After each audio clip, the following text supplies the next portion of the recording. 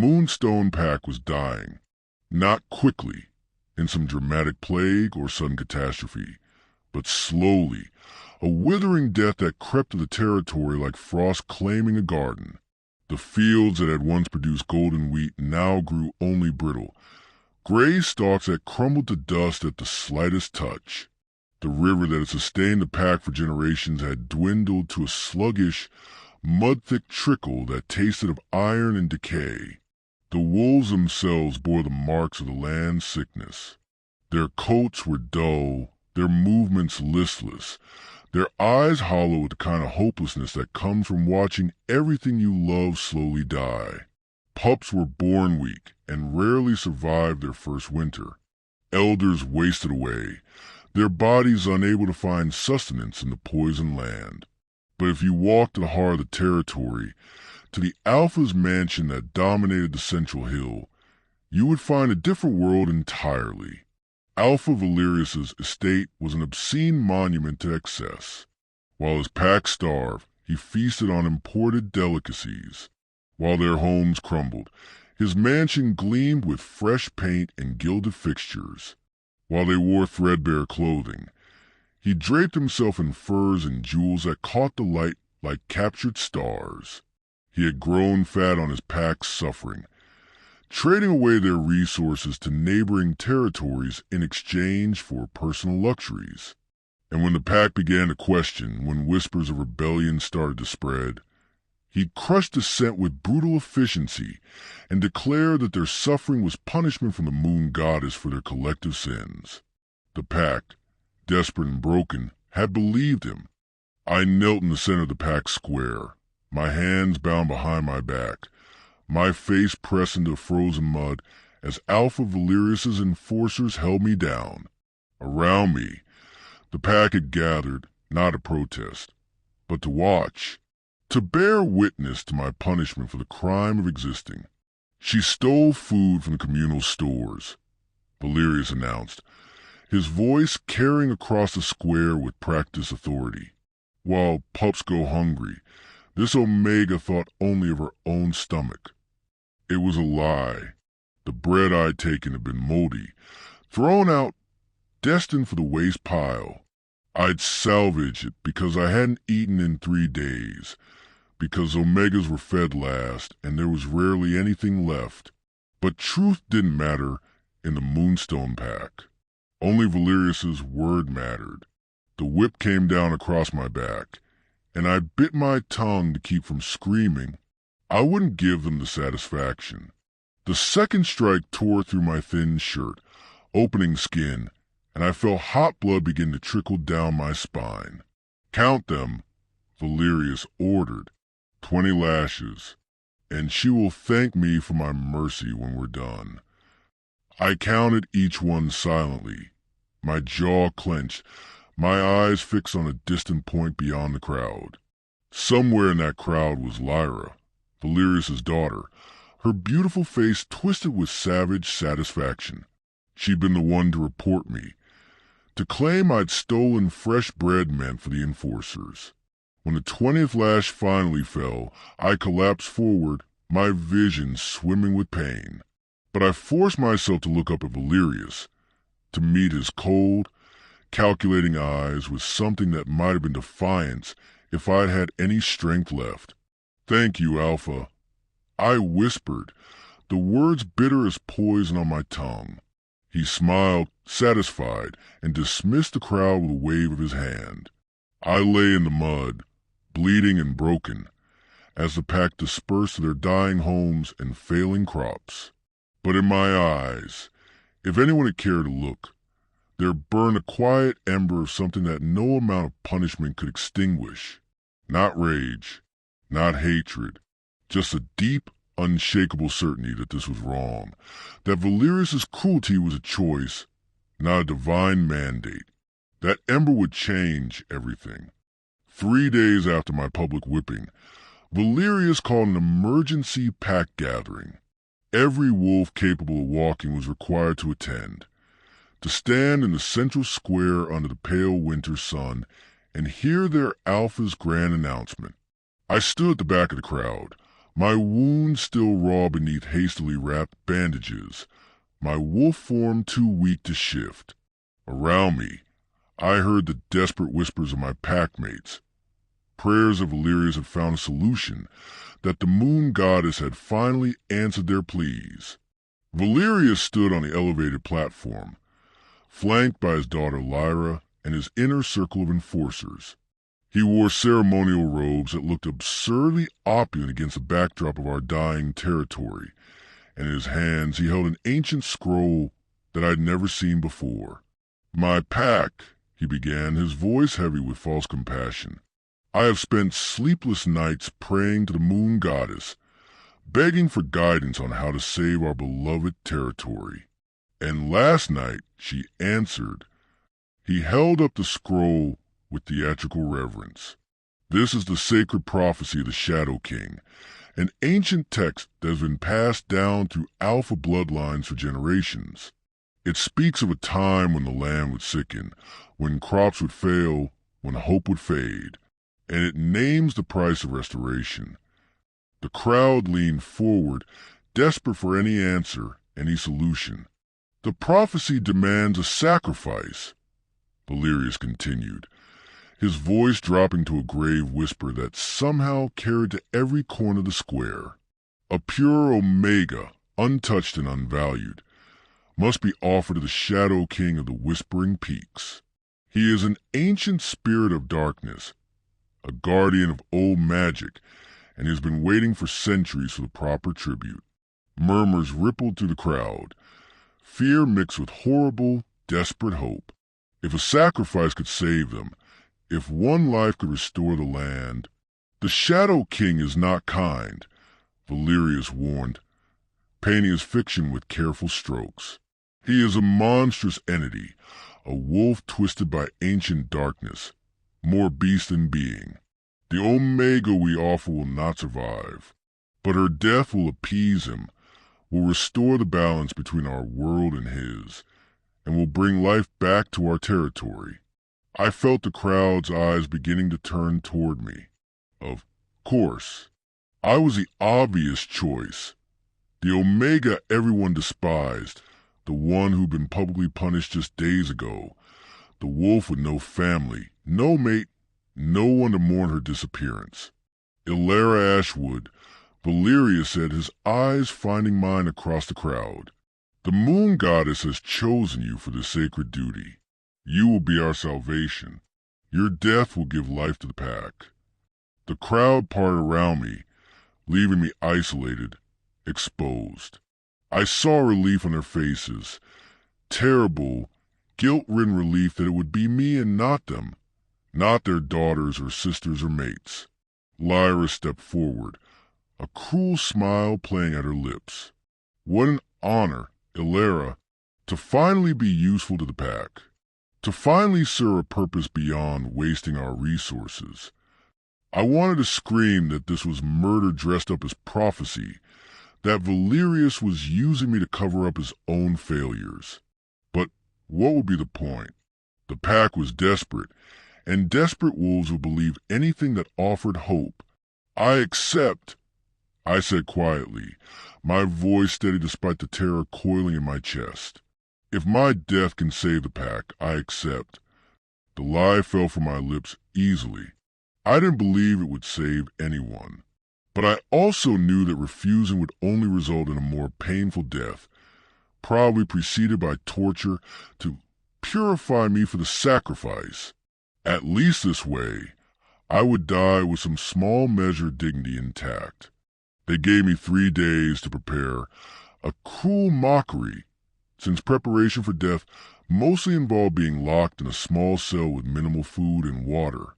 On the morning of the 4th day, they dressed me in a thin white ceremonial gown that offered no protection against the bitter cold, bound my wrists with iron chains that burned against my skin, and loaded me into a wagon for journey north. The Whispering Peaks were 3 days' travel from Moonstone territory, through increasingly hostile and desolate landscape. We passed through the neutral borderlands where rogues and exiles lived, then into the wild territories that belonged to no pack, and finally to the base of the mountains themselves. The peaks were aptly named. The wind howled to the jagged rock formations with sounds that were almost words, almost screams, almost songs. The air grew colder with each mile, and frost formed on my eyelashes, my hair, my exposed skin. My escort consisted of 6 enforcers, all silent and grim-faced. They made camp each night at a distance from me, treating me like I was already a ghost, already gone. On the second night, one of them, a young male named Corbin who'd once been kind to me, approached with a blanket. "I'm sorry," he whispered, draping it over my shoulders. "This isn't right. You don't deserve this." "Then help me escape," I said, knowing he wouldn't. He looked away, shame and fear warring on his face. "I have a family. If I defy the Alpha, I know." I touched his hand briefly. "Thank you for the blanket." He fled back to the fire, unable to meet my eyes, and I sat alone in the darkness, the blanket wrapped around me like a burial shroud, wondering if the Shadow King was real or just another of Valerius's convenient fictions. On the third day, we reached the altar. The altar stood in a clearing carved from solid ice and black stone, surrounded by towering pillars of obsidian that rose toward the gray sky like the fingers of a buried giant. The ground itself was covered in ancient runes that glowed with faint, pulsing purple light, magic so old it predated the written language of wolves. At the center of the clearing sat the altar itself, a massive slab of obsidian carved with intricate patterns that hurt to look at directly. The stone seemed to absorb light, creating a sphere of deeper darkness around it that the weak winter sun couldn't penetrate. Heavy chains hung from the altar's surface, ending in manacles that glowed with the same purple light as the runes. These weren't simple iron restraints. They were magically reinforced, designed to hold even the strongest wolf. The enforcers led me forward with obvious reluctance, their steps slowing as we approached the altar. The air here felt wrong. Thick, heavy, saturated with old magic and older pain. Every instinct screamed at me to run, to fight, to do anything but submit to being chained to that ominous stone. But where would I run? I was 3 days from Moonstone territory, surrounded by hostile wilderness, weak from days of starvation and exposure. I would die fleeing just as surely as I would die here. "Lie down," one of the enforcers ordered, his voice shaking slightly. I climbed onto the altar, the obsidian cold enough to burn to the thin ceremonial gown. They fastened the manacles around my wrists and ankles, the metal searing my skin where it touched, and then they retreated rapidly, practically running back to their waiting wagon. Within minutes, they were gone, leaving me alone in the clearing with only the howling wind and the pulsing runes for company. I lay on the altar, staring up at the gray sky, and felt a strange calm settle over me. This was it, the end of a life that had been mostly suffering, marked by cruelty and rejection and endless, grinding survival. Perhaps death would be a mercy. But as the minutes stretched into hours, as the cold began to seep into my bones and the sky darkened toward evening, I found myself thinking not of my own death but of the land itself. The sun was setting, painting the ice pillars with shades of crimson and gold, when I finally spoke aloud. "I don't know if you're real," I said to the empty clearing, to the Shadow King who might be legend or nightmare or nothing at all. "I don't know if this sacrifice means anything, or if it's just one more of Valerius's lies. But if you are real, if you're listening..." I closed my eyes, feeling tears freeze on my cheeks. Don't let my death be meaningless. Don't let Valerius continue to destroy the pack with his greed and cruelty. Don't let the land continue to suffer, because one alpha is too corrupt to care. My voice dropped to a whisper, and I spoke words that came from somewhere deep inside me, from a place I didn't know existed. "Ancient One, if you exist, I offer you not just my life, but my wish. Use my death to bring justice. Use my sacrifice to restore what's been broken. Let something good come from this ending." As the words left my lips, something changed. The runes around the clearing blazed suddenly brighter, their purple light intensifying until it was almost blinding. The obsidian altar beneath me began to warm, heat spreading through the stone in intricate patterns that matched the carvings. And the wind stopped howling. The sudden silence was more terrifying than any sound.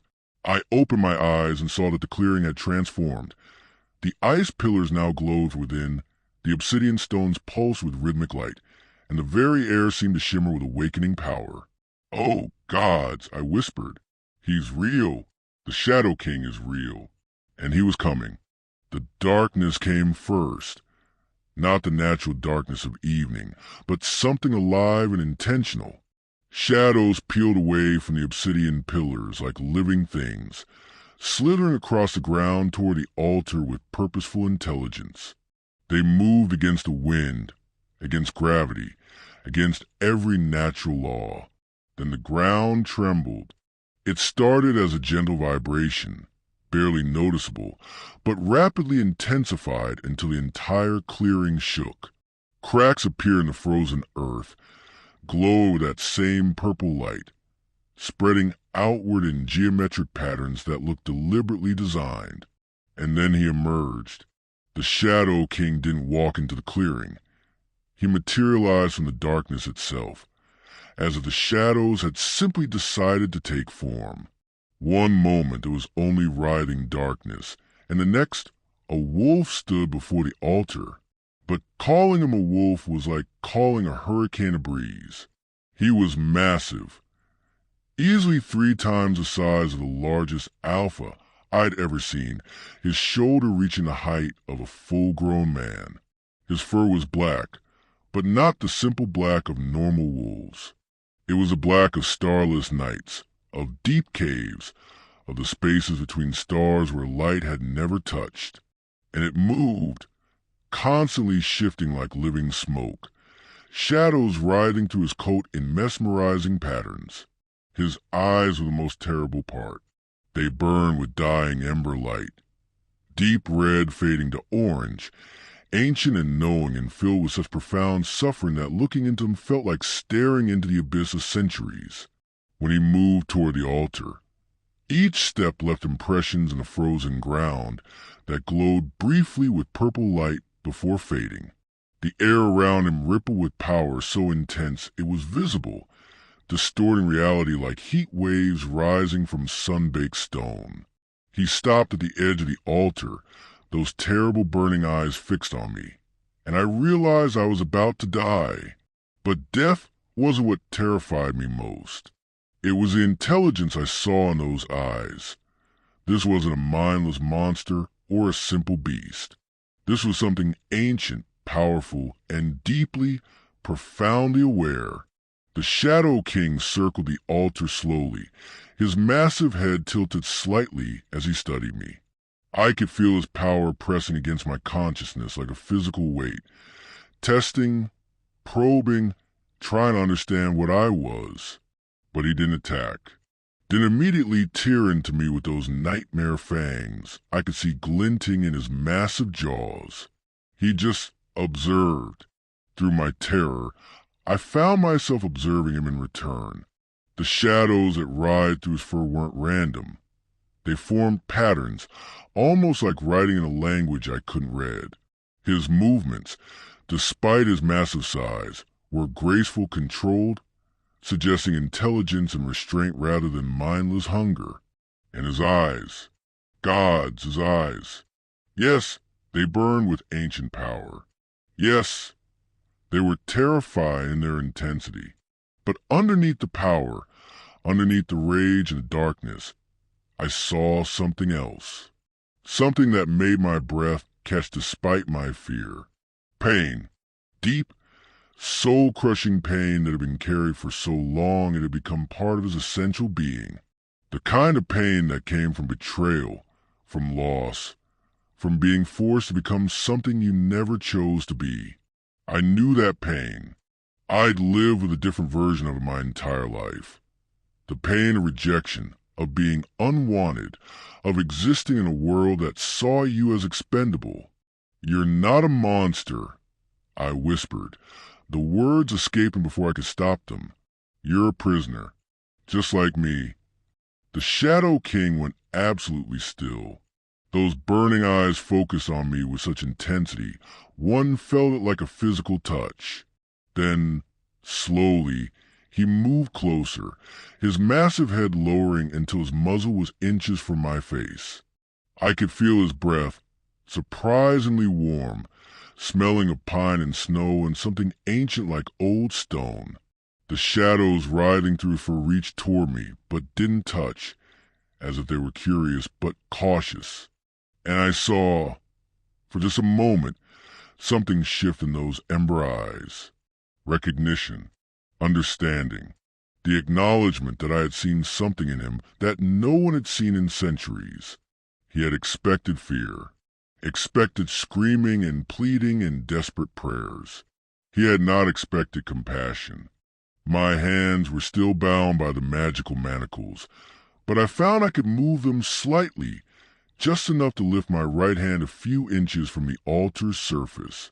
It should have been impossible, should have been prevented by the enchantments, but the chain seemed to have loosened, responding to something neither the Shadow King nor I understood. I looked into those ancient, suffering eyes and made a choice. I reached toward him. My hand trembled, from cold, from fear, from exhaustion, but I extended it slowly, carefully, palm up in a gesture of offering. Not aggression, not even supplication, just connection. One broken creature, reaching toward another. I don't know what they did to you, I whispered. I don't know what made you into this, but I see you, the real you, underneath the darkness and the power and the pain. And I'm sorry. I'm so sorry that the world hurt you so badly that this became necessary. The Shadow King's eyes widened, an almost imperceptible change, but one I caught because I was looking so intently. He seemed shocked, confused by my words, by my gesture, by the fact that a sacrifice chained to his altar was showing him sympathy instead of terror. My fingertips touched his muzzle, just barely, the lightest contact possible. The effect was instantaneous and catastrophic. The moment my skin touched his fur, power exploded through the clearing. The purple runes blazed so bright they turned white. The obsidian altar cracked with the sound of breaking thunder, and the magical chains binding me shattered into clouds of glittering dust. But more than that, I felt him, not just physically, but mentally, spiritually, in every way that mattered. His consciousness crashed into mine like a tsunami, and suddenly I was experiencing his memories, his emotions, his centuries of accumulated pain and rage and loneliness. I saw a kingdom, vast and prosperous, stretching across the northern territories, ruled by an alpha king whose power came from shadow magic, from an ancient lineage that could command darkness itself. I saw him young, strong, beloved by his people, respected and feared by rival alphas. I saw his queen, beautiful, powerful, her wolf of stunning silver that complemented his darkness perfectly. I saw their children, 3 pups who inherited both shadow and silver, who represented the future of their kingdom. And I saw the betrayal, a coalition of jealous alphas, led by a wolf whose face looked sickeningly familiar, the ancestor of Alpha Valerius. They'd spread lies about the shadow magic, calling it corruption, calling it evil. They'd turned his own council against him, poisoned his queen and children while he was away securing the borders. When he returned to find his family murdered, his kingdom in flames, his people turning against him in fear as grief-driven rage, he'd done something terrible. He'd embraced the darkness completely, had used his shadow magic to its fullest extent, becoming something beyond an ordinary wolf, something powerful enough to make his enemies regret everything they'd done. But the price was steep. The more he used his power, the more the darkness consumed his humanity, until there was nothing left but rage and shadow and ancient, bitter loneliness. His enemies couldn't kill him. He'd become too powerful. So they'd done something worse. They'd sealed him away, bound him with the same kind of magical chains that had held me, trapped him in a spell that was part prison, part suspended animation. For 500 years, he'd slept in the darkness, aware but unable to move, unable to act, unable to do anything but remember everything he'd lost. Until my touch, my innocent, compassionate, completely unexpected touch had broken the spell, not with force or counter magic, but with something the original casters had never anticipated. Genuine kindness offered without expectation of reward. I gasped, pulling my hand back from his muzzle, but the connection remained, stronger now, more defined. Through it, I felt his overwhelming shock, his confusion at what had just happened. He pulled back from the altar, his massive form trembling, shadows writhing chaotically around him as he struggled to process 500 years of imprisonment ending in a single heartbeat. Then he shifted.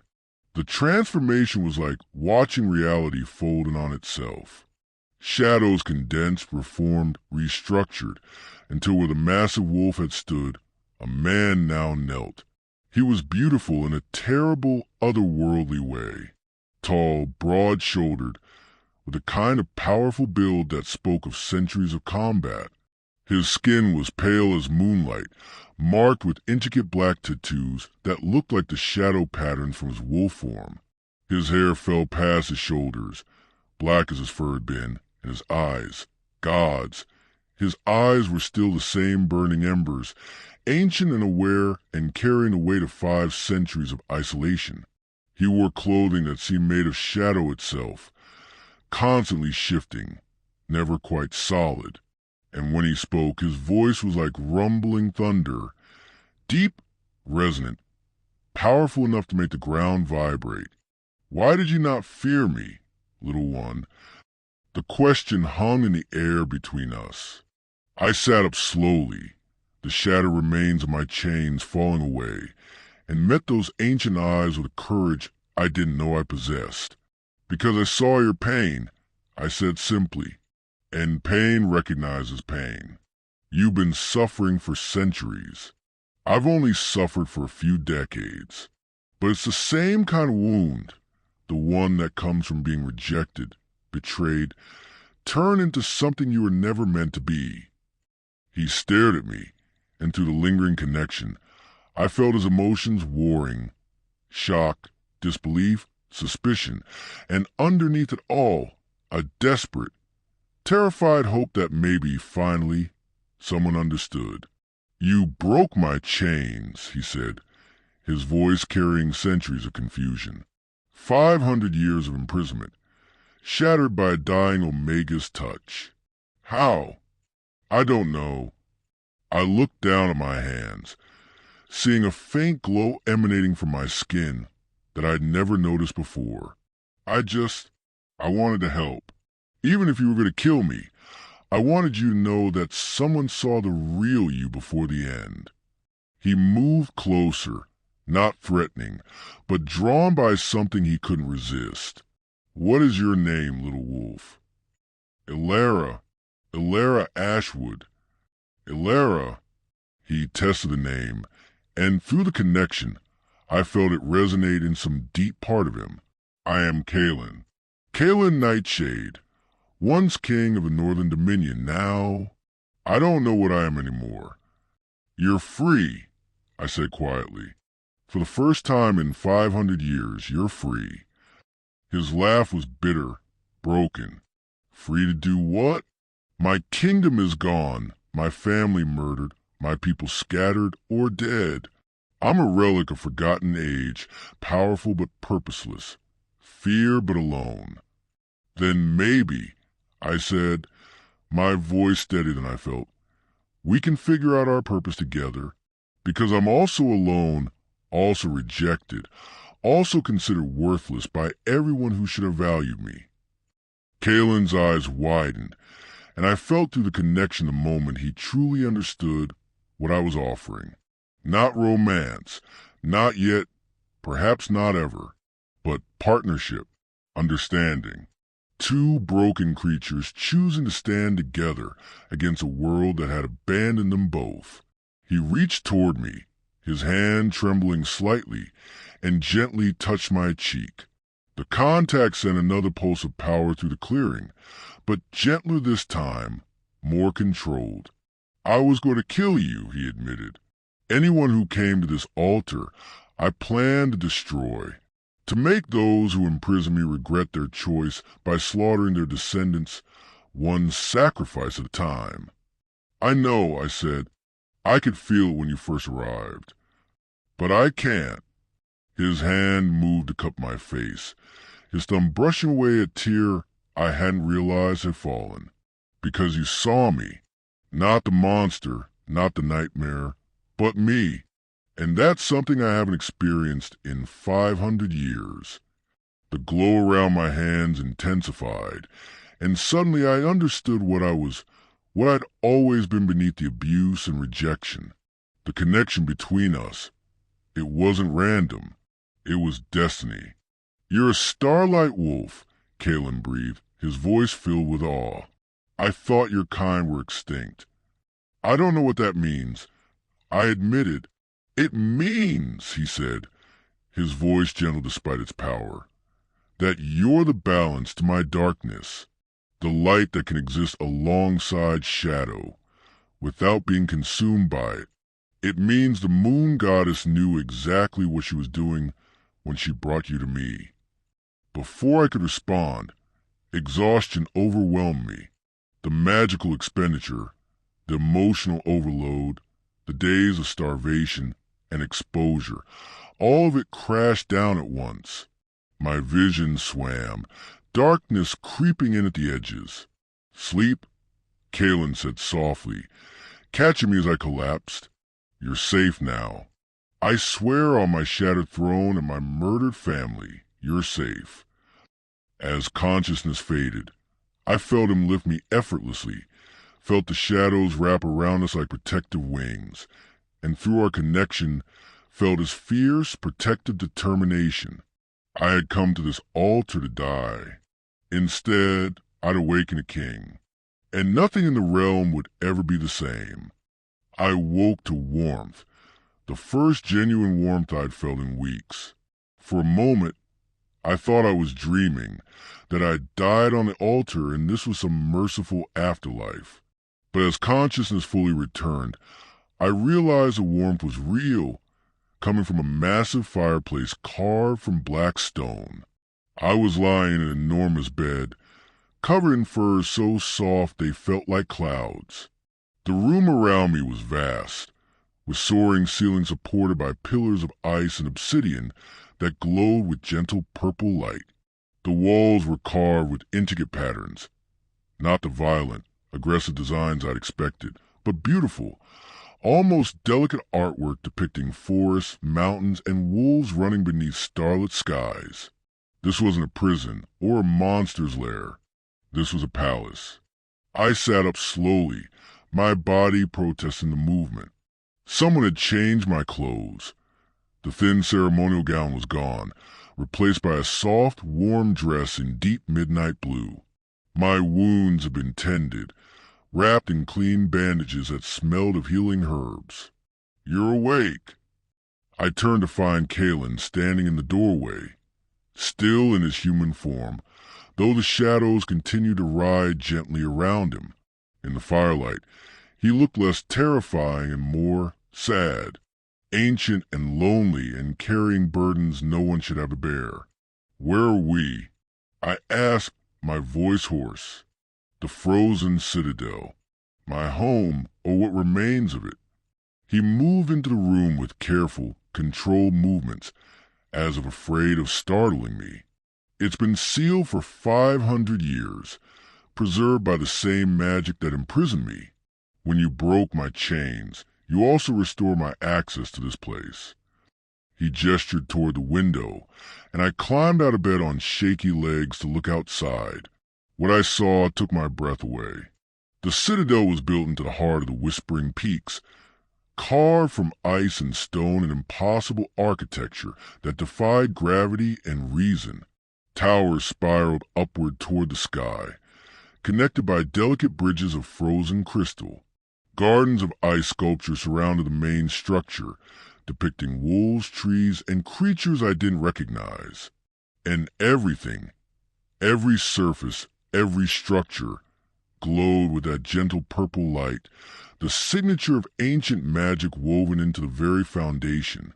"It's beautiful," I whispered. "It was more beautiful once," Kalen said quietly. "When my people lived here, when the halls were filled with life and laughter instead of silence and ghosts. But yes, even empty, it remembers what was meant to be." He moved to stand beside me at the window, carefully maintaining a small distance. "You've been asleep for 2 days. Your body needed time to recover from the exposure, the starvation, and the magical expenditure from breaking my chains." 2 days. I touched the bandages on my wounds, feeling the healing magic woven into them. "You took care of me. You freed me from 5 centuries of imprisonment. It seemed the least I could do." He paused, then added with something like embarrassment, "Though I'm not particularly skilled at nursing. It's been a very long time since I cared for anyone. Through the connection we still shared, fainter now but present, I felt his uncertainty. He'd spent 500 years planning revenge, imagining the destruction he would rain down on his enemies' descendants. He had not planned for this, a dying Omega showing him compassion, breaking his chains, and forcing him to remember what it felt like to care about another person's well-being. "Thank you," I said simply, "for not killing me, for taking care of me, for—" I struggled to find words for what I was feeling. "For being more than what they told me you were." His ember eyes met mine, and for a moment I saw past all the power and darkness to the wolf he'd been before everything went wrong. "They lied about you too, didn't they? Your pack. They made you believe you were worthless, that your life only mattered as a sacrifice." "Yes." "Then we're both victims of the same kind of cruelty." He turned back to the window, his profile sharp against the firelight. "And perhaps that's why the moon goddess brought you to me. Not just because of your Starlight Wolf lineage, but because we both understand what it means to be betrayed by those who should have protected us." Over the next several days, as I recovered my strength, Kalen told me his story in full. Not through the overwhelming flood of memory I'd experienced at the altar, but in quiet conversations by the fire, in shared meals where he watched me eat with satisfaction that bordered on possessiveness. "The Northern Dominion wasn't just a pack," he explained one evening, as we sat in what had once been his throne room. "The thrones themselves, one of black obsidian, one of silver crystal, still stood at the far end of the hall, dusty but intact. It was an empire, 27 packs across the northern territories, all united under my rule, not through force, but through prosperity, protection, and fair governance." He summoned shadows with gesture, and they coalesced into images, like watching memories projected onto smoke. I saw his kingdom as it had been. Thriving packs, abundant harvests, wolves living in peace and plenty. My family's shadow magic was the foundation of that prosperity. We could command darkness, yes, but we used it for protection, creating barriers that kept enemies out, shadows that could scout territory without risk, darkness that could conceal our vulnerable during times of war. The images shifted, showing massive walls of living shadow protecting pack borders. It was a gift meant to preserve life. "So what happened?" I asked quietly. The images changed, darkening. Jealousy, fear, and the machinations of one particularly ambitious alpha, Aldrich Moonstone, the great-great-grandfather of your Valerius. I felt my blood run cold. The Moonstone name, Valerius, was directly descended from a man who destroyed Kalen's kingdom, Aldrich wanted to rule the Northern Dominion himself. Kalen continued, his voice hardening. But he couldn't challenge me directly. My power was too great, my people too loyal. So he spread lies, whispered that shadow magic was corruption, that I was using dark powers to control minds, that my children would grow up to enslave all the northern packs. The shadow images showed meetings held in secret, alphas gathering, fear spreading like a plague. He convinced enough alphas to form a coalition. And while I was away securing our eastern borders against a rogue incursion, an incursion that Aldrich himself had secretly arranged, they struck. His hands clenched into fists, shadows writhing violently around him. They murdered my queen, Lina. They murdered my children, Kira, Torin, and little Elise, who was only 5 years old. They burned my palace and told my people that I'd gone mad, that my shadow magic had finally corrupted me beyond redemption. I reached out instinctively, placing my hand over his clenched fist. Through our connection, I felt the depth of his grief. 500 years hadn't dulled it at all. It was as fresh and raw as the day he returned to find his family slaughtered. When I came back and found them dead, I broke, he said quietly. The shadow magic responded to my rage, my grief. It consumed everything, my control, my restraint, my humanity. I became exactly what Aldrich had accused me of being, a monster of pure darkness and vengeance. The shadow images showed his transformation, a wolf of pure night tearing through armies, shadows devouring entire battalions. Power so immense it reshaped the landscape itself. I would have destroyed them all. Every pack, every alpha, every wolf who had stood by and allowed this to happen. But Aldrich had prepared for that possibility. He recruited a coven of witches, powerful magic users who specialized in binding spells. Together, they created the altar, the chains, the prison that would hold me for 5 centuries. But you're free now, I said softly, because I touched you, because you showed me compassion when I expected only fear. He turned his hand over, lacing his fingers with mine. The spell was designed to hold a monster, Elara, but you saw past the monster to the broken king beneath, and compassion was the one thing the spellcasters never anticipated. The next morning, Kalen took me to a different part of the Citadel, a vast library filled with ancient texts, scrolls, and books that predated anything in modern pack records. I need to understand what you are, he said, pulling several massive tomes from the shelves with practiced ease. Starlight Wolves were rare even in my time. I met only 2 in all my years as king, but they were crucial to maintaining balance in the realm. He opened one of the books, revealing illustrations of wolves that looked almost like me, small, with fur that seemed to shimmer with internal light, surrounded by an aura of calm, healing energy. Shadow magic is powerful, he explained, but it's volatile, consuming, dangerous without proper control.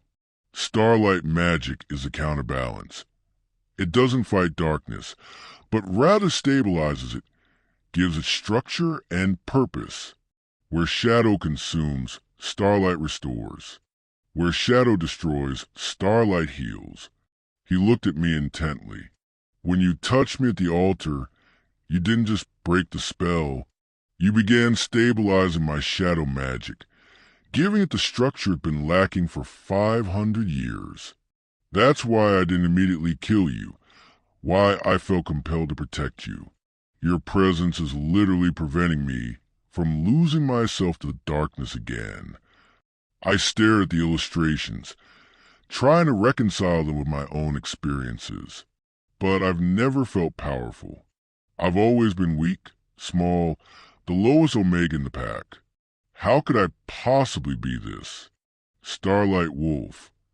Because starlight magic doesn't manifest as physical strength or dominance, Kalen said gently. It manifests as resilience, compassion, the ability to endure suffering without becoming cruel. Every time Valerius hurt you, every time you were rejected and abused, you had a choice: become bitter and vengeful, or maintain your capacity for kindness. You chose kindness. That's starlight magic at its core. He turned to another page, showing two wolves circling each other, one of shadow, one of starlight. In ancient times, shadow kings were always paired with starlight queens, not just as mates, but as necessary balances. The Shadow King's power protected the realm from external threats. The Starlight Queen's power protected the realm from the Shadow King himself, ensuring his darkness never consumed him completely. You think I'm meant to be your queen? The words came out more as a statement than a question. I think, Kaelin said carefully, that the moon goddess doesn't make mistakes. You were born into a pack ruled by Aldrich Moonstone's descendant, the very bloodline that destroyed my kingdom. You were abused, rejected, and ultimately sacrificed me. But instead of creating the tragedy they intended, they brought together the exact two wolves who could restore what was lost. He moved closer, his ember eyes intense. I can feel it through our connection, Elara. When you're near me, my shadow magic is controlled, focused, purposeful. When you're far from me, I feel it straining, want to consume everything again. You're not just my mate, you're my anchor. The one thing standing between me and becoming the monster they always claimed I was. The weeks that followed were unlike anything I'd ever experienced. Kaelin took it upon himself to train me, to help me understand and control the starlight magic I'd been born with but never acknowledged. We started in the Citadel's courtyard, where ancient ice sculptures created a maze of gleaming surfaces that reflected light in impossible ways. Your magic is already active, Kaelin explained, standing across from me in the morning light. It's been keeping you alive, helping you survive abuse that would have broken most wolves. But you've been unconsciously suppressing it because you were taught to be ashamed of being different. He held up his hand, and shadows gathered in his palm, swirling hungry, wanting to expand and consume. Push back against my darkness, not with force, but with your light. Let your starlight magic do what it was designed to do. I closed my eyes, reaching for something I'd always felt but never named. A warmth in my chest, a gentle glow that had sustained me through the darkest moments of my life. I imagined it growing, spreading, radiating outward, and suddenly I felt it. Real, tangible, powerful. My hand began to glow with soft silver light that looked like captured starlight. When I opened my eyes, I saw the light spreading around me, not harsh or burning, but gentle and inexorable. Where my light touched Kaelin's shadows, they didn't disappear. They transformed. The hungry, chaotic darkness became ordered, purposeful, working in harmony with my light to create something beautiful. Patterns of shadow and starlight spiraled together, neither consuming the other, both made stronger by the combination. Yes, Kaelin breathed, his voice filled with something like reverence. That's it. That's what we're meant to be together. The training sessions became a daily ritual. He taught me to shift into my wolf form properly, something I'd only done poorly before, my transformations always incomplete and painful. Under his guidance, I finally achieved my true form. My Starlight Wolf was small compared to most wolves, barely reaching Kaelin's shoulder when he was in wolf form. But my fur, gods, my fur was breathtaking. It shimmered with iridescent light, shifting through shades of silver, white, and pale blue, depending on how the light hit it.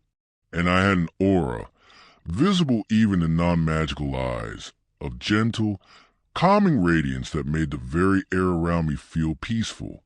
"You're beautiful," Kalen said the first time he saw my true wolf form. Through our bond, I felt his awe, his possessive pride, and underneath it all, the beginning of something deeper than gratitude or necessity. He was starting to love me, and I was starting to love him back. 1 month after my arrival at the Citadel, as Kalen and I were training in the Great Hall, a voice spoke from the shadows, ancient, raspy, but undeniably real. So the prophecy comes to pass. The Shadow King rises, and the Starlight Queen stand beside him. We both spun toward the sound. From a darkened alcove emerged a wolf so old he could barely walk. His fur pure white with age, his body stooped, but his eyes sharp and bright with intelligence. Kalen's shadows exploded outward in protective fury, placing himself between me and the intruder. "Who dares enter my citadel uninvited?" The old wolf laughed, a sound like cracking wood. "Uninvited? Boy, I lived in the citadel before you were born. I served your grandfather, your father, and you. I'm Theron, your former first advisor.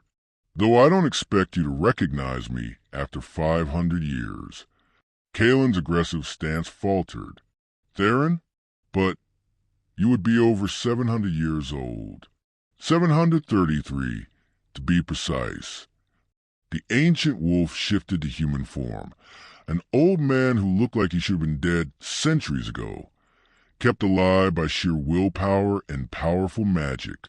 I went into hiding when Aldrich's coalition attacked. I knew I couldn't stop them, couldn't save your family, but I could preserve the knowledge, the records, the truth of what really happened. He looked at me with eyes that seemed to see straight through to my soul, and I could wait for the Starlight Queen who was prophesied to come, the one who would awaken you, balance you, and help you reclaim what was stolen. There was a prophecy? I asked, my voice barely a whisper. "Oh, yes." Theron moved slowly to one of the library tables, where he unrolled an ancient scroll, written by the moon seer Elara 3 generations before Kalen was born. Let me read it to you. Asterisk, when shadow falls and kingdoms break, when lies consume what truth did make, the king of night shall sleep in chains until the starlight soothes his pains. Born of suffering, raised in shame, she'll speak his true and forgotten name, and balance what was torn apart. Shadow's fury, starlight's heart. Together they shall rise once more, reclaim the throne, settle the score, not vengeance blind, but justice true, the old made right, the realm made new. Asterisk. The words hung in the air, heavy with destiny and inevitability. I looked at Kalen and saw my own shock reflected in his eyes. "We're not an accident," I said slowly. "We're not even a fortunate coincidence. We're literally prophecy." "Which means," Theron said with satisfaction, "that your arrival at the altar, your compassion toward Kalen, your starlight magic awakening, all was orchestrated by forces greater than Valerius's greed or Aldrich's ancient betrayal. The moon goddess has been planning this restoration for over 800 years. Kalen sank into one of the chairs, processing this revelation. If the prophecy is true, if we're meant to reclaim the Northern Dominion, that means going to war, taking back territory that's been divided among dozens of packs for 5 centuries. "Not war," Theron corrected gently. "Justice. There's a difference. But yes, it will require confrontation, revelation of truth, and the dismantling of lies that have stood for generations." He looked at me seriously. "And it will require you, Starlight Queen, to be strong, not just in magic, but in spirit, because you'll be standing beside a king whose power could level mountains, ensuring he uses that power for restoration rather than destruction." I squared my shoulders, feeling the starlight magic warm in my chest. I didn't survive decades of abuse just to hide when things get difficult. If Kalen is rising to reclaim his throne, then I'm standing beside him, not behind him, not beneath him, beside him. Through our bond, I felt Kalen's surge of fierce pride and possessive satisfaction. "Then we begin," he said, his voice carrying the command of a king. "We begin planning the restoration of the Northern Dominion. And we start with the pack that started it all, the Moonstone Pack, ruled by Valerius, descendant of traitors. Through Theron's network of hidden contacts, wolves who'd remained loyal to the old kingdom, who'd passed down stories and oaths through generations, we began receiving reports about the current state of the Northern Territories. What we learned was worse than we'd imagined. The Moonstone Pack sickness wasn't natural. It was a direct result of Valerius's greed and corruption. He'd been selling off ancestral pack lands to a human mining corporation called Blackridge Industries, allowing them to poison water sources with their runoff, destroy forests with their machinery, and extract resources that had sustained the pack for generations. "He's getting rich while his pack starves," Theron explained, spreading maps across the table in the war room. "But it's worse than that. He's convinced 6 other alphas to join his scheme, a coalition calling themselves the Northern Alliance. Together, they're selling off huge swaths of territory. The mining corporation doesn't care about pack lands or sacred sites. They just want the minerals beneath." Kalen studied the maps, his shadows writhing with barely controlled fury. "Aldrich destroyed my kingdom to seize power. His descendant is destroying what's left to fill his own coffers. The corruption runs through their entire bloodline." "There's more," Theron said grimly. "Valerius has scheduled a grand gathering, the Northern Summit. Every pack in the Old Dominion territories has been invited. He plans to declare himself High Alpha of the Northern clans, creating a new empire with himself at the head. The summit happens in 3 days at the Moonstone Pack ceremonial grounds." 3 days. Kalen looked at me, and through our bond I felt his determination and his fear, not for himself, but for me. "That's not much time to prepare." "We don't need to prepare," I said, my voice stronger than I felt. "We need to arrive, to show the packs that the true king of the Northern Dominion has returned, and that he has a Starlight Queen beside him." The Northern Summit was held at the Moonstone ceremonial grounds, an ancient amphitheater carved into the hillside, capable of holding thousands of wolves. When we arrived, the place was packed with alphas, betas, pack representatives, all gathered to witness Valerius's grand coronation. Kalen and I entered not as prisoners or supplicants, but as royalty. We'd spent the previous days preparing, not just our strategy, but our appearance. Kalen wore formal regalia that Theron had preserved from the Old Kingdom, a cloak of living shadows that moved with its own intelligence, armor of black obsidian that seemed to absorb light, and a crown of twisted shadow metal that marked him unmistakably as a king. I wore a gown that Theron had somehow produced, silver and white, with patterns that caught the light and seemed to glow from within. My hair was styled with crystal ornaments that looked like captured stars, and around my neck hung a pendant of pure moonstone that marked me as a queen. We called ourselves Lord and Lady Nocturne, of darkness and stars, as Kalen put it with dark amusement. The moment we entered the amphitheater, every conversation stopped. The power radiating from Kalen was undeniable. Pure alpha dominance multiplied by centuries of accumulated magic and rage. But I radiated something equally powerful. Starlight magic that calmed, soothed, and made even the most aggressive wolves want to bow their heads in respect. Alphas turned to stare, their eyes widening as they felt power they'd never encountered before. Pack members gasped, some dropping to their knees instinctively. and at the center of the amphitheater, on a raised platform, Valerius stopped mid-speech, his face draining of color as he saw us approaching. We walked down the central aisle with perfect synchronization, our bond humming between us, shadow and starlight spiraling together in a display that was both beautiful and terrifying. "Who dares interrupt the Northern Summit?" Valerius demanded, his voice carrying force authority. "This is a gathering of legitimate alphas, not..." "Legitimate alphas?"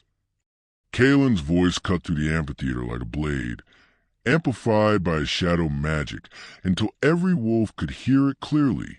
"You speak of legitimacy, Valerius Moonstone, while sitting on a throne built from betrayal and lies?"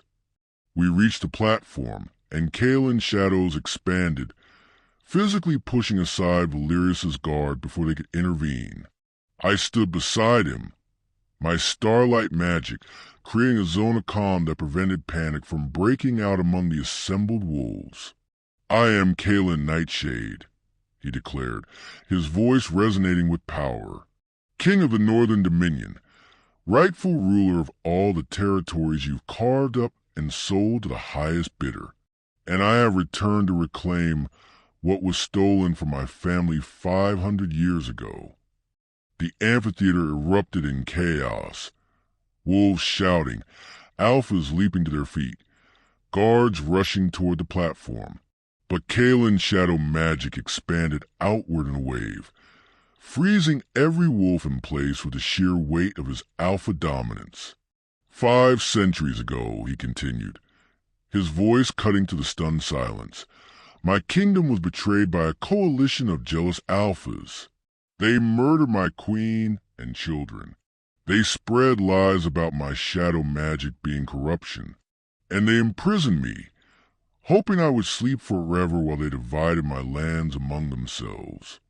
He pointed at Valerius. "Your great-great-grandfather Aldrich Moonstone led that betrayal. He convinced others that shadow magic was evil, that I was a tyrant who needed to be stopped. And when I was sealed away, he took the richest territory for himself, founding the Moonstone Pack on stolen land and innocent blood." Valerius tried to speak, but his voice came out as a strangled gasp. Kalen's power was pressing down on him, making it nearly impossible to breathe, let alone argue. "For 500 years, your family has ruled territories that never belonged to you," Kalen said. "You've grown fat on resources meant to sustain multiple packs. And now, when those resources are running thin due to your greed and mismanagement, you're selling sacred ancestral lands to humans who will destroy them completely." He released some of the pressure, allowing Valerius to speak. You're dead," Valerius gasped. "You're supposed to be dead. The sacrifice. Elara should have appeased you, should have kept you sleeping." "Ah, yes, the sacrifice." Kalen gestured to me, and I stepped forward, my starlight magic making me seem to glow from within. "You sent this Omega to die, believing the old legends about the Shadow King demanding tribute. But you never understood what those legends really meant." Lyra, Valerius's daughter, had been standing near the platform's edge, her face twisted with rage and confusion. Seeing me alive, dressed as a queen, standing beside the very creature that should have killed me, it shattered something in her mind. "You!" she shrieked, her voice carrying across the amphitheater. "You're supposed to be dead. You're nothing. Just a worthless Omega who we were generous enough to sacrifice. You don't deserve to stand there in fine clothes, pretending to be important." She shifted into her wolf form, a large, aggressive brown wolf, and leaped toward me with her fangs bared, clearly intending to tear out my throat in front of the entire assembly. Time seemed to slow. I saw Kalen's shadows rise and protect me, saw the gathered wolves gasping in horror at the brazen attack, saw Theron moving to intervene. But something inside me, something that had been building for weeks of training, years of abuse, lifetimes of accumulated power, finally broke free. I shifted. My Starlight Wolf emerged in an explosion of silver radiance that lit up the entire amphitheater like a second sun. My first shimmer with iridescent light, each strand seeming to contain captured starlight that pulsed with gentle, inexorable power. My aura expanded outward, not aggressive, not violent, but undeniable, washing over every wolf present. And where my light touched, truth became impossible to resist. The false sacred symbols that Valerius had erected, the banners claiming Moon Goddess blessing, the ceremonial artifacts he'd used to validate his authority, they crumbled to dust. The lies he'd told, the manipulations he'd woven, the fear he'd used to control his pack, all of it was stripped away by pure, honest light that refused to coexist with deception. Lyra's attack faltered. She landed short of me, her aggressive snarl turning into a whimper as my starlight magic washed over her. She felt it. The weight of every cruel thing she'd done, every moment of unnecessary suffering she'd inflicted, reflected back at her with perfect clarity. She shifted back to human form and collapsed, sobbing, unable to bear the truth of what she'd become. I padded forward slowly, my Starlight Wolf form drawing gasps of awe from the assembled wolves. I'd always been small, always been weak, but in my true form, I was magnificent. Not threatening, not aggressive, but undeniably powerful in a way that had nothing to do with violence. I approached Valerius, who was still frozen by Kalen's shadow magic. When my light touched him, I saw him clearly for the first time, not as a terrifying alpha who tormented me, but as what he really was, a small, scared wolf who'd inherited his position through lies and maintained it through cruelty because he had no actual strength of his own. "You sold your pack's future for gold," I said, my voice carrying, despite my wolf form, another gift of starlight magic. "You sacrificed me hoping it would save you from consequences of your own greed. But there's no ancient spirit demanding tribute. There's only justice, finally coming due." Kalen shifted into his shadow wolf form, that massive, terrifying creature of pure darkness and ancient power. But this time, with my Starlight Wolf beside him, something was different. His shadows weren't chaotic or consuming. They were controlled, focused, working in perfect harmony with my light. Together, we created something the Northern Territories hadn't seen in 500 years. The true power of Shadow King and Starlight Queen balanced and unified. "I challenge you, Valerius Moonstone," Kalen's voice rumbled, carrying the weight of ancient authority. "For crimes against the Northern Dominion, for illegal sale of ancestral territories, for the murder of your own pack members through negligence and greed. Face me in the traditional challenge, or surrender your alpha status here and now." Valerius looked around desperately, seeking support from the other alphas in his coalition, but they'd felt Kalen's power, seen my starlight magic strip away his lies. None of them were willing to stand beside him now. He shifted into his wolf form, a large but unremarkable brown wolf, nothing special, nothing memorable. When he attacked, it was with the desperation of a cornered animal rather than the strategy of a true alpha. The fight lasted less than a minute. Kalen moved with centuries of combat experience, his shadows making him appear to be in 3 places at once. He avoided Valerius's clumsy attacks effortlessly, then struck with devastating precision. Not to kill, that would have been too merciful, but to dominate, to break, to demonstrate beyond any doubt who the superior wolf was. When Valerius lay pinned beneath Kalen's massive paw, whimpering, beaten, I saw what was about to happen through our bond. Kalen was going to kill him, to end the bloodline that had destroyed his family. No, I sent through our connection. That makes you the monster they claimed you were. Show them you're better than that. Show them you're a king, not just a force of vengeance. I felt his struggle. 500 years of rage demanding blood, demanding that Valerius suffer as his family had suffered. But my starlight magic flowed through our bond, soothing, stabilizing, reminding him of who he truly was beneath the darkness. He shifted back to human form, his hand around Valerius's throat. I could kill you, he said quietly. By every law and custom, I have the right. You sold territory that wasn't yours. You sacrificed an innocent to save yourself. You've broken every oath an alpha is supposed to uphold. He looked up at the assembled wolves. But I am not the monster Aldrich Moonstone claimed I was. I am a king, and kings deliver justice, not vengeance. His shadows wrapped around Valerius, and I felt the magic working, complex, precise, terrible in its mercy. I strip you of your wolf, Valerius. You'll live the rest of your life as a powerless human, watching the pack you destroyed rebuilt under proper leadership. Every day, you'll remember what you lost because of your greed. Valerius screamed as the magic took effect, his wolf essence being literally torn away and dissipated. When it was done, he lay on the platform as a middle-aged human man, weak and pathetic, no longer capable of shifting, no longer connected to pack bonds or wolf society.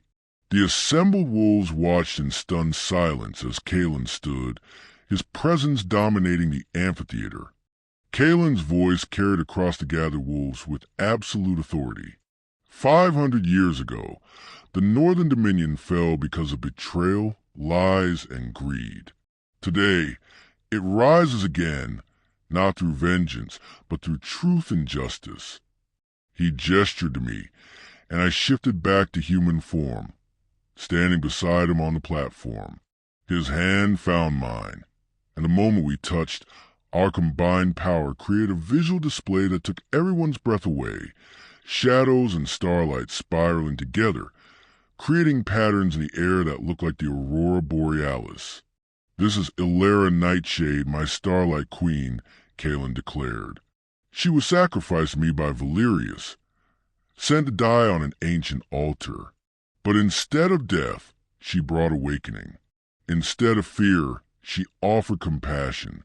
And instead of accepting the lies about shadow magic being evil, she saw the truth, that light and darkness are meant to work together, not war against each other. He looked out at the assembled alphas. I'm not here to destroy what you built over 5 centuries. I'm here to restore what should never have been broken. The Northern Dominion will rise again, but it will be different from before. We will have laws protecting sacred lands from human exploitation. We will have systems ensuring every pack has access to resources, not just the strong. And we will have a balance, shadow and starlight, protection and healing, justice and mercy. One by one, the alphas began to kneel, not out of fear but out of recognition. They felt the truth in his words, saw the proof in how his shadows worked in harmony with my light. This was what they'd been missing: genuine leadership, balanced power, an alpha king who could protect them without becoming a tyrant. I accept your return, Shadow King, one alpha said, an older male with gray in his fur. And I acknowledge your Starlight Queen. If you swear to rule with justice and wisdom, the Silver Pine Pack pledges loyalty to the restored Northern Dominion. Other voices joined in, pledging loyalty, acknowledging Kalen's right to rule. Not all of them. Some alphas left, unwilling to submit, but the majority stayed, recognizing that this was the change the territories needed. Theron stepped forward, carrying 2 crowns that had been hidden for 500 years. The Shadow Crown was worth obsidian and shadow metal, pulsing with dark power. The Starlight Crown was silver and moonstone, glowing with gentle light. Kaelin knelt, and Theron placed a shadow crown on his head. I proclaim Kaelin Nightshade rightful king of the Northern Dominion, restored his throne by prophecy and destiny. Then I knelt, and Theron placed a starlight crown on my head. The moment it touched my hair, I felt the full weight of the magic settle into place, not crushing, but empowering. This was what I'd been born for. This was my purpose. I proclaim Elara Nightshade, Starlight Queen of the Northern Dominion, Balance the Shadow, Beacon of Hope, Healer of Ancient Wounds. We stood together, crowned and acknowledged, and the assembled wolves howled, a sound of celebration, of hope, of new beginnings. 6 months later, the transformation of the Northern Territories was visible from the highest tower of the restored frozen citadel. The land that had been dying under Valerius's mismanagement were healing. Kaelin's shadow magic had driven out the human mining corporation, destroying their equipment, and making it clear that Northern Territories were no longer for sale. My starlight magic had healed the poisoned water sources, restored fertility to the soil, and brought back the game that had fled the devastation. The packs were thriving again, not just surviving, but flourishing under a system of governance that balanced strength with compassion, protection with freedom. I stood on the tower balcony, watching the sun set over the mountains, feeling contentment I'd never imagined possible. Behind me, I heard Kaelin's approach, his footsteps silent, but our bond making me always aware of his presence. His arms wrapped around me from behind, his chin resting on my shoulder. "What are you thinking about?" he asked softly. "About how 6 months ago I was lying on an altar, certain I was about to die," I replied, leaning back into his warmth. "And now I'm queen of a restored kingdom, married to a shadow king who loves me, surrounded by wolves who actually respect me." "More than respect," Kaelin murmured. "They adore you. You're the Starlight Queen who brought balance back to the realm. Yesterday, I caught a group of young wolves practicing how to create a starlight aura like yours." I laughed. "They can try, but starlight magic doesn't manifest the same way shadow magic does. It's not about force or practice. It's about compassion, resilience, maintaining kindness even when the world is cruel." "Like you did," he said, turning me to face him. His ember eyes were no longer filled with ancient rage and loneliness. Now they held warmth, love, and something like peace. "You could have hated me, could have feared me, let the darkness consume us both. Instead, you saw past a monster to the king beneath." "You were never a monster," I said firmly. "Just a broken king who needed someone to remind him what he was fighting for." He kissed me deeply, and through our bond, I felt his absolute devotion, his gratitude, his love. When we finally broke apart, he rested his forehead against mine. "The prophecy was right," he said quietly. "Shadow and starlight, together we restored balance. But it wasn't just about reclaiming kingdoms or delivering justice. It was about two broken wolves finding wholeness in each other. What happens now?" I asked. "We restored the Dominion, punished corrupt, healed the lands. What's next for the Shadow King and his Starlight Queen?" Kaelin smiled, a genuine expression of joy that transformed the severe features. "Now we live. We rule, yes, but more importantly, we build something lasting. We raise pups who'll carry both shadow and starlight. We show the realm that darkness isn't something to fear. It's something to balance, to work with, to use for protection and justice." He gestured out at the kingdom spread below us. "We spent so long surviving. You through abuse, me through imprisonment. Now we get to do something neither of us thought possible." "What's that?" "We get to be happy." And looking out at the restored kingdom, feeling the warmth of our bond, seeing the future stretching ahead full of possibility instead of pain. I realized he was right. I'd been sacrificed to the Shadow King, expecting death.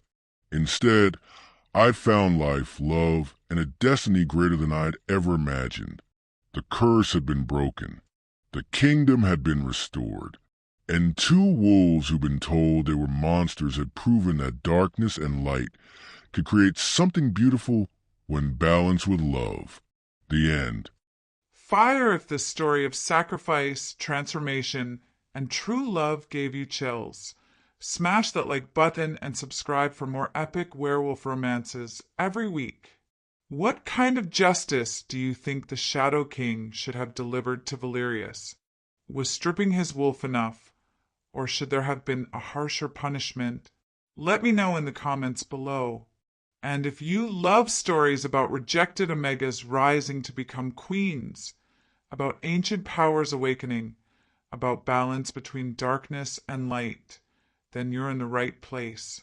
Hit that notification bell so you never miss a story.